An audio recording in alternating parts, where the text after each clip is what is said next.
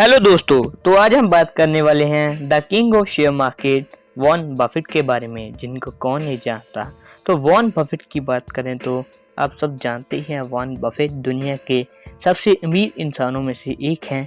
और इनकी नेटवर्थ की बात करें तो इनकी नेटवर्थ है $78.9 बिलियन। इंडियन रुपीज़ में कुछ इतनी अमाउंट बनती है। और बात करें वॉरेन बफेट के बचपन के बारे में, तो वॉरेन का जन्म 30 अगस्त 1930 को हुआ। इनको बचपन से बिजनेस करने में बहुत सारा इंटरेस्ट था और इनके पिताजी भी स्टॉक मार्केट में एडवाइज़र थे। और वॉरेन बफेट ने एक बार बचपन में बुक पढ़ी 1000 वेज टू मेक अ $1000।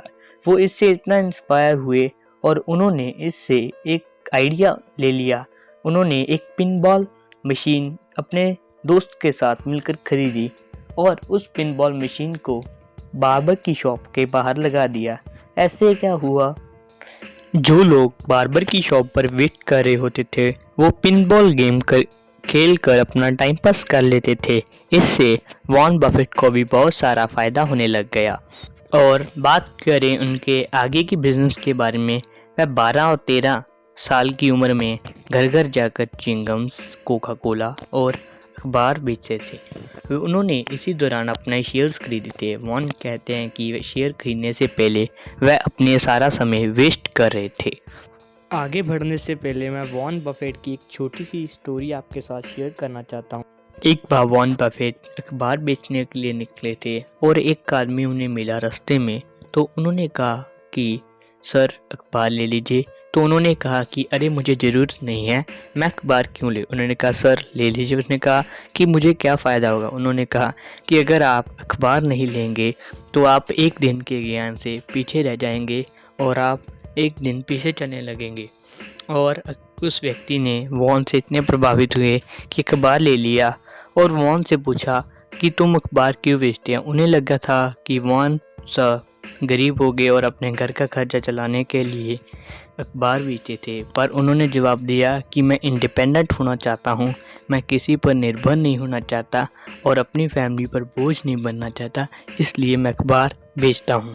और बात करें उनके आगे की पढ़ाई की, तो उन्होंने कोलंबिया बिजनेस स्कूल से अपने आगे की पढ़ाई की और वहाँ पर वह बेंजामिन ग्राहम के साथ अब काम करना चाहते थे। वह उनकी कंपनी में काम करना चाहते थे।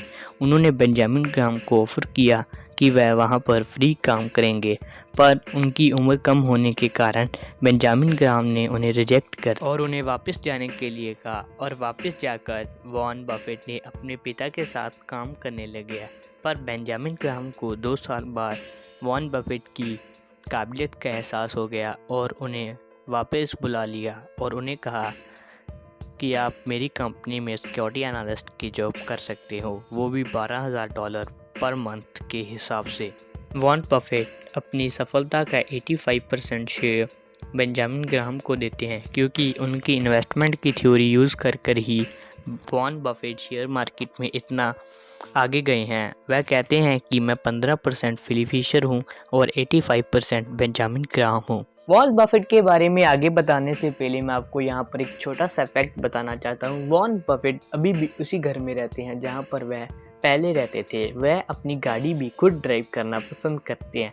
वह कहते हैं कि अगर हम अनइम्पोर्टेंट चीज़ों को, यानी कि जो हमारे लिए ज़रूरी नहीं है, उनको इम्पोर्टेंस देने लग जाएंगे तो वह हमारे लिए इम्पोर्टेंट बन जाएंगी, और वो चीज़ें जो हमारे लिए इम्पोर्टेंट हैं उनको इम्पोर्टेंट नहीं देंगी, चीज़ें हमारे लिए अनइम्पोर्टेंट हो जाएंगी और हम उन चीज़ों को इम्पोर्टेंस नहीं दे पाएंगे। और बात करते हैं बफेट के बिजनेस के बारे में, तो बेंजामिन ग्राहम ने 2 साल बाद अपनी कंपनी बंद कर दी और वह रिटायर्ड होना चाहते थे, इसलिए उन्होंने कंपनी बंद कर दी थी। और वॉरेन बफेट इस पर निराश हो गए, पर उन्होंने निराशा नहीं छोड़ी और वह बफेट पार्टनरशिप फर्म्स खोलकर बैठ गए।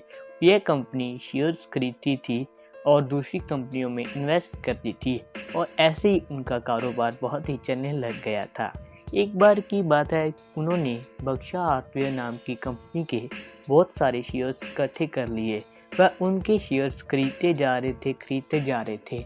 बर्कशायर हाथवे एक टेक्सटाइल बिजनेस था जो बंद होने के करीब था, और इस पर वॉरेन बफेट ने उनके सारे के सारे शेयर्स खरीद लिए थे। उन्हें पता था कि कंपनी के मैनेजमेंट अपनी टेक्सटाइल इंडस्ट्रीज बेचकर सभी शेयर्स को वापस खरीद लेगी। और ऐसा ही हुआ।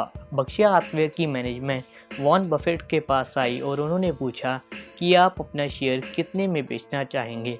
तो वॉरेन बफेट ने कहा कि मैं $11.5 में अपना शेयर बेचना चाहूँगा। और कंपनी ने कहा कि हाँ, इसको खरीद लेंगे। परंतु जब वॉरेन बफेट को लेटर मिला तो उसमें 11.5 की जगह 11.37 अमाउंट थी। इस पर बफेट बहुत ही गुस्सा आए। उन्होंने शेयर्स बेचने का प्लान कैंसिल कर दिया और बर्कशायर हाथवे के चेयरमैन बन गए और बर्कशायर हाथवे को एक होल्डिंग कंपनी में चेंज कर दिया और उस झूठी मैनेजमेंट को वहां से भगा दिया। और ये कंपनी दूसरी कंपनियों के शेयर्स खरीदती थी और बेचती थी। इससे उन्होंने बहुत सारा फ़ायदा हुआ और आज बर्कशायर हाथवे 7 से ज़्यादा कंपनियों की मालिक है और दुनिया में बहुत अच्छा परफॉर्म कर रही है। और जिन बिजनेस में वॉरेन बफेट ने इन्वेस्ट किया है वो है कोका कोला और वाशिंगटन पोस्ट एंड रिंगलर्स चिंगम। वह बचपन से इनकी लॉयल्टी के बारे में जानते हैं क्योंकि वह बचपन में रिंगलर्स चिंगम बेचते थे और कोका कोला बेचते थे और द वाशिंगटन पोस्ट अखबार बांटते थे।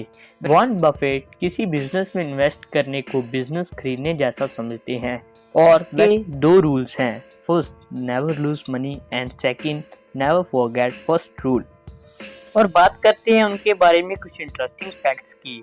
तो वॉरेन बफेट की उम्र अब करीब 90 के आसपास है। फिर भी वह अपनी कंपनी बर्कशायर हाथवे को खुद रन करते हैं और वह कहते हैं कि इन्वेस्टमेंट मेरा जुनून है। वह इसे शौक के लिए करते हैं, ना कि कोई बिजनेस के लिए। इसलिए उन्हें काम करना बहुत अच्छा लगता है। और दूसरे फैक्ट के बारे में बात करें तो वॉरेन बफेट अपने दिन का 4-5 घंटे का समय केवल पढ़ने में ही बिता देते हैं। वह तरह तरह की किताबें पढ़ते हैं और बचपन में पिताजी के दफ्तर में पढ़ी सभी किताबों को पढ़ दिया था। और वॉरेन ने अभी तक $37.8 बिलियन डोनेट कर दिए हैं। उनकी सभी जायदाद उनके बच्चों को नहीं मिलने वाली है, वह सभी डोनेशन में जाने वाली है। उन्होंने अपने बच्चों को कह दिया है कि उन्हें इंडिपेंडेंट रहना चाहिए, उन्हें उनकी तरफ से कुछ भी नहीं मिलेगा, उन्हें खुद कमाना होगा और खुद ही खाना होगा। और अब हमें इजाज़त दीजिए। वीडियो अच्छी लगी हो तो वीडियो को लाइक कर देना और चैनल अच्छा लगा हो तो चैनल को सब्सक्राइब कर देना और वीडियो को शेयर जरूर कर देना। धन्यवाद। Bye bye.